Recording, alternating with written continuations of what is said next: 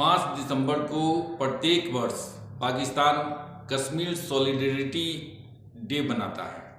इस साल भी यही खाना पूर्ति करने के लिए, एक औपचारिकता पूरा करने के लिए उसके जो जनरल असीम मुनीर है वो पाक अधिकृत कश्मीर आए और वहाँ पर आकर के उन्होंने भारत के विरुद्ध जितना भी स्पमन करना था वो किया। उन्होंने वहाँ पर भारत को एक किस्म से अप्रत्यक्ष रूप से धमकी भी दिया कि अगर भारत पाक ऑक्युपाइड कश्मीर को हड़पने का प्रयास करेगा तो इसका करारा जवाब दिया जाएगा। भारत के किसी भी एग्रेशन को बर्दाश्त नहीं किया जाएगा।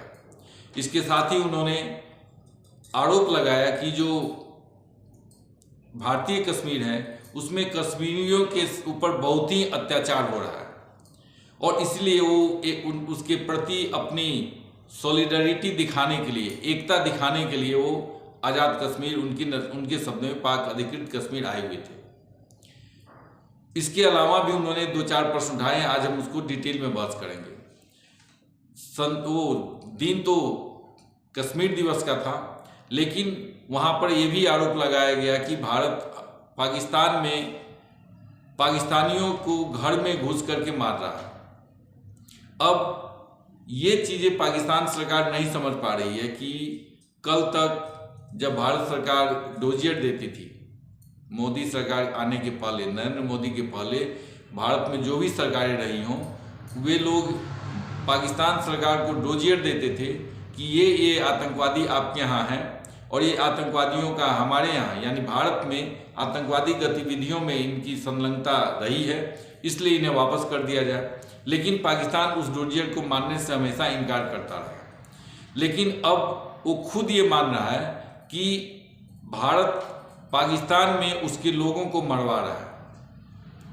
हकीकत ये है कि जो लोग भी मारे गए हैं वो या तो लश्कर तैयबा के सदस्य रहे हैं या फिर जैसे मोहम्मद के सदस्य रहे हैं। तो अब उनके आतंकी अगर मारे जा रहे हैं और वो खुद एक्सेप्ट कर रहे हैं, तो इसके पीछे 2 कारण हैं। वो तो चाह रहे हैं कि जैसे कनाडा ने और अमेरिका ने एक किस्म से भारत पर दबाव बनाने के लिए ये आरोप लगाया कि भारत कनाडा में बैठे सिख आतंकवादियों को मरवा रहा है, ताकि वो एक प्रेशर टैक्टिक्स खेलना चाह रहा है, खास करके अमेरिका। इसमें कनाडा तो अमेरिका का एक मोहरा भरा है। कनाडा ने जो कुछ भी बोला, उसके प्रेसिडेंट ने जो कुछ कहा वो अमेरिका के इशारे पर बोला। अमेरिका भारत पर दबाव बनाने के लिए कभी अल्पसंख्यकों का मुद्दा तो कभी अभी एक्स्ट्रा जुडिशियल किलिंग का मुद्दा उठाता रहा है। मुझे लगता है कि भारत चूंकि रसिया के करीब है और अमेरिका को भारत की आवश्यकता है, तो चीन के खिलाफ लड़ने के लिए, चीन को काउंटर करने के लिए अमेरिका को भारत की आवश्यकता है। तो भारत को एक ढंग से प्रेशर देते रहता है विभिन्न ढंग से कि अगर आप हमारी बात नहीं मानते हैं तो हम ऐसे आप पर एक्स्ट्रा जुडिशियल किलिंग का आरोप लगा करके आपका इंटरनेशनल जो इम्प्रेशन है, जो छवि है, उसको बिगाड़ सकते हैं।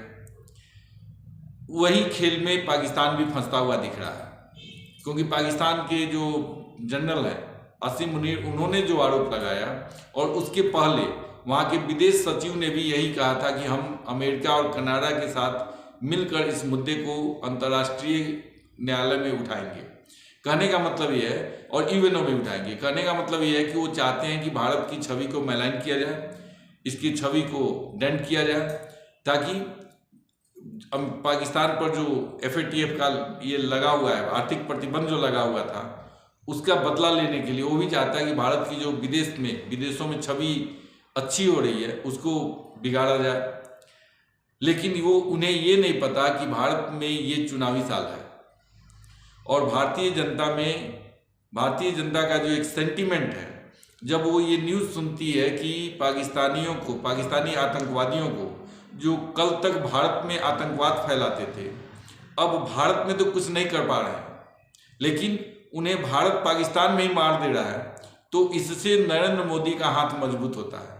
क्योंकि भारतीयों को इससे खुशी मिलती है कि जो उसके दुश्मन है उसको वहीं पे उन्हीं के देश में निपटाया जा रहा है। लेकिन पाकिस्तान चूंकि भारत उसका एक कमजोर कड़ी है, तो इसलिए उस पर ये आरोप लगाते हैं। इसके अलावा असीम मुनीर ने उन पर गिलगित बाल्टिस्तान बलूचिस्तान में भी भारतीय संलग्नता की बात की। उन्हें लगता है कि बलूचिस्तान में जो बलूच लिबरेशन आर्मी है उसे भी भारत का ही सपोर्ट है।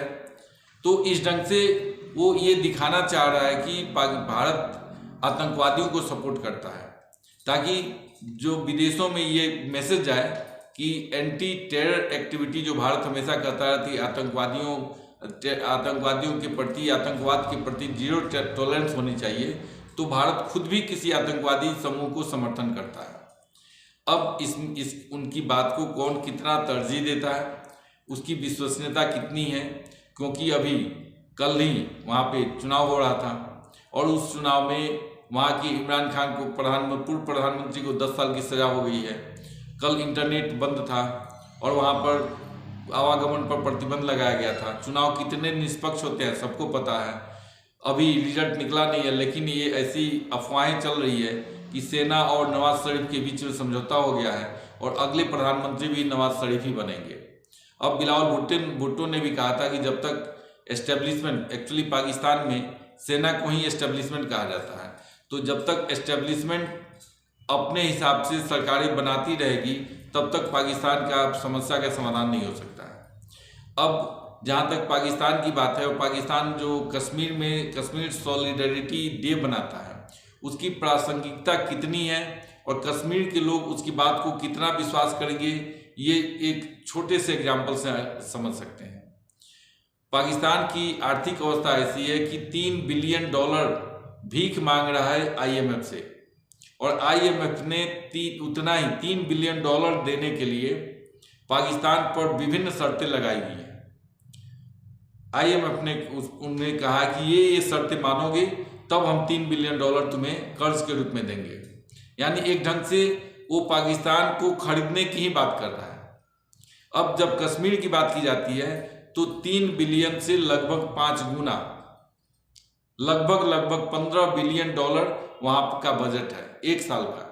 यानी भारत में रहकर कश्मीरियों को 15 बिलियन का बजट मिल रहा है, तो फिर वो 3 बिलियन भीख मांगने वाले पाकिस्तान के साथ क्यों जाएंगे। लेकिन ये बात पाकिस्तान को समझ में नहीं आती। अभी सोशल मीडिया का ज़माना है, कश्मीरियों को अब उधर के आज़ाद कश्मीर जिसे पाकिस्तान कहता है, जो पाक ऑक्युपाइड कश्मीर है, वहाँ के लोगों से भी इंडियन जो कश्मीरी हैं उन लोगों का संपर्क होता रहता है और उन्हें पता है कि क्या स्थिति उनकी है।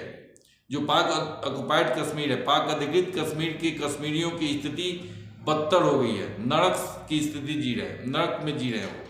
फिर वो क्यों चाहेंगे कि पाकिस्तान के साथ मिले। लेकिन पाकिस्तान को इससे कोई मतलब नहीं, उसे तो भारत की छवि को धूमिल करनी है और इसी के लिए ये सब प्रोपेगेंडा चलाता रहता है।